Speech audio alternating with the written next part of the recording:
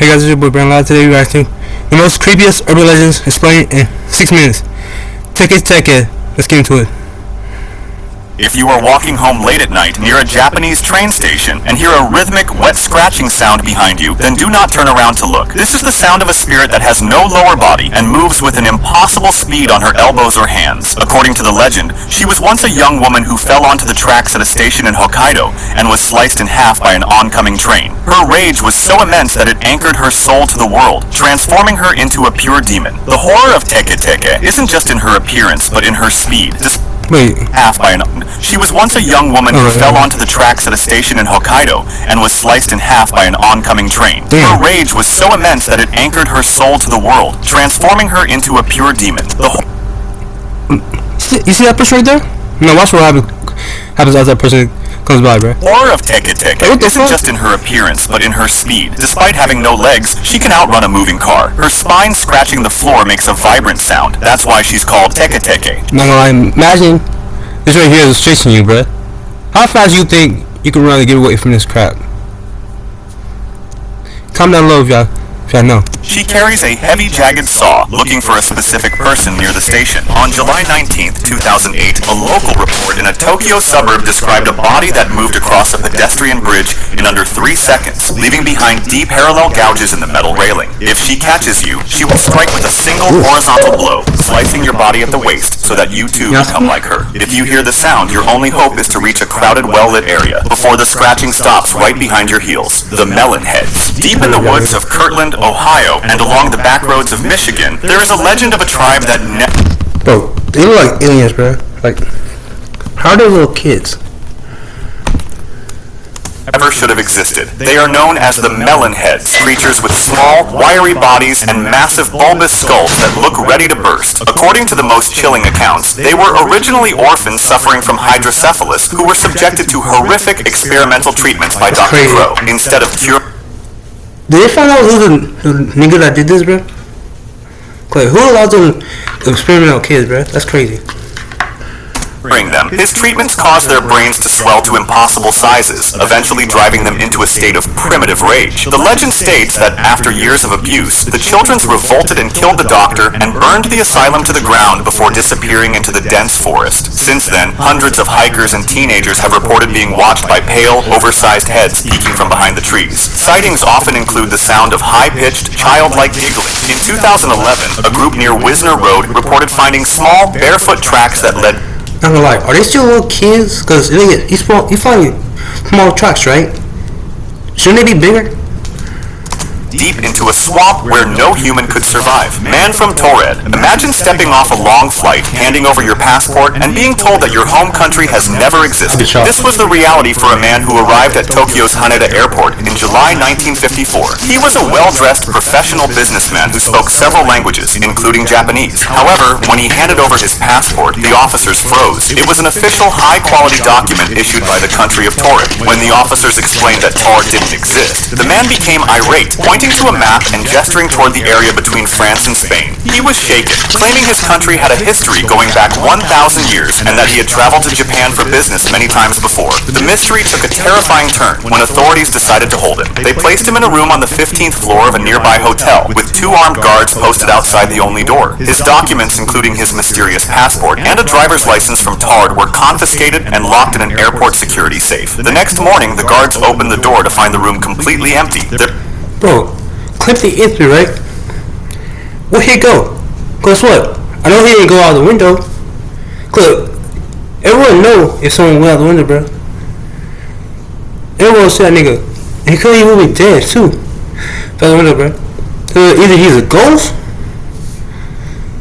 the baby was gonna poof, or everybody must be, he must brainwash everybody when he left. There's no way someone doesn't feel like that, bro.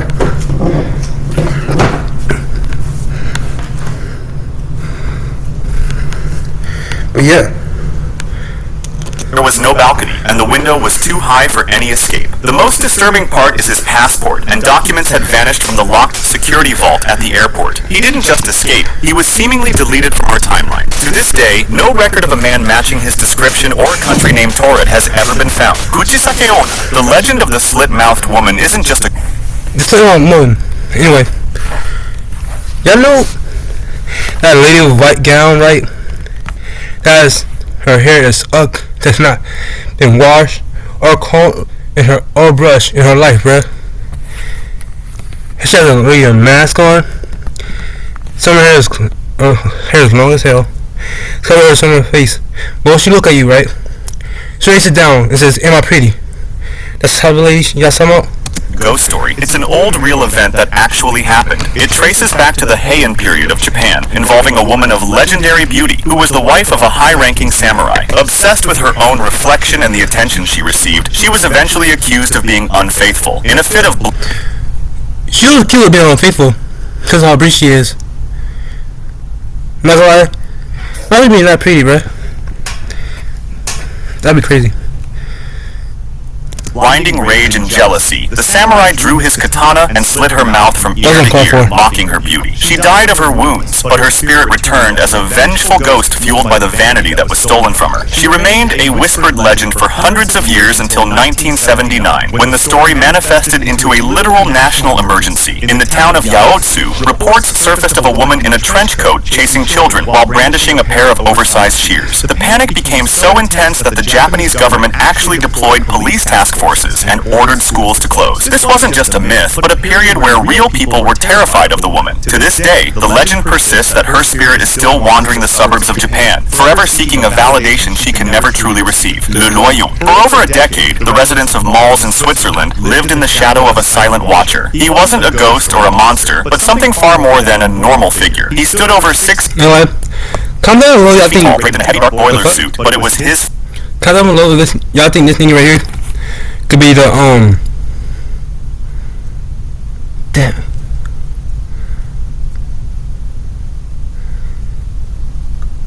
Fuck. Forgot his name. The plague doctor. Guess what? He's annoyed right now. With the mask, right? Face that haunted the local. Every single day for 10 years, he patrolled the same forest paths wearing an antique, circular-eyed gas mask that completely obscured his humanity. He never spoke, neither attacked. He simply stood among the trees, watching families and hikers with a cold, mechanical gaze. The mystery took a dark turn in September 2013, when an amateur photographer finally captured a blurred image of the figure walking through the brush. Within weeks of the photo going viral, the local police made a discovery. His cloak, his boiler suit, and his iconic gas mask were found neatly folded on the forest floor. It's crazy how I just saw two people, right, disappear out of nowhere. Like, and guess what? This one right here, literally says ghost. Next to them lay a handwritten note titled Death Certificate and Testament of the Ghost of Malls. He vanished that day, leaving the world to wonder. The Slender Man. The horror of the Slender Man isn't just his appearance, it's his ability to erase a person from existence. The story began to take shape through a series of recovered black and white photographs from the 1980s, found in the ruins of a library fire in Sterling City. These images showed groups of... Now, like, imagine seeing that on a picture you took. You know, I'm like, I take a picture of that right there. Where did it even come from? Children playing, but in the background of every single one stood a tall, faceless figure in a dark suit, his limbs elongated like the branches of a dead tree. The day after these photos were taken, all 14 children in the pictures vanished without a trace. There were neither footprints nor bodies, only the silent looming presence captured on film. The legend says that Slender Man doesn't just kill, he abducts victims into a different layer of reality. He stalks his targets for weeks, where... Yeah, abduct kids, bro. Never mind, that's not... Never mind. If you heard about this, they were gonna think Slender Man's a pedophile, right? Or kidnapper.